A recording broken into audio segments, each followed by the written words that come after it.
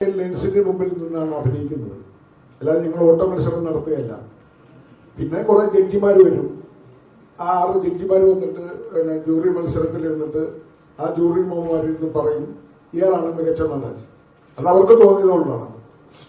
അപ്പോൾ അടുത്ത കുറെ ജൂറിമാർ വരും, അവർക്ക് തോന്നും ഇവനല്ല അയാളാണ് മികച്ച നടൻ. അപ്പോൾ അവർക്ക് തോന്നും അവർക്ക് കൊടുത്തോളാം. അത്രയേ ഉള്ളൂ കാര്യം. ജൂറിമാരുടെ തീരുമാനത്തിന്റെ അടിസ്ഥാനത്തിലാണ് ഈ അവാർഡുകൾ നിർണ്ണയിക്കപ്പെടുന്നത്, അല്ലാതെ ഞങ്ങൾ ഓട്ട മത്സരം നടത്തിയിട്ടല്ല.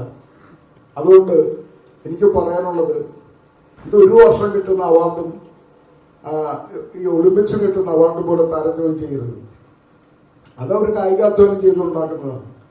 ഞങ്ങൾ മാനസികാധ്വാനം കൊണ്ട് ചെയ്യുന്ന, സ്നേഹം കൊണ്ടുണ്ടാക്കുന്ന, പാരസ്പര്യത്തോടെ ഞങ്ങൾ സ്പർശിച്ചിരിക്കുന്ന സ്നേഹത്തോടെ ഉണ്ടാക്കുന്ന അവാർഡുകളാണ്. അതാണ് ഞങ്ങളുടെ സ്നേഹം.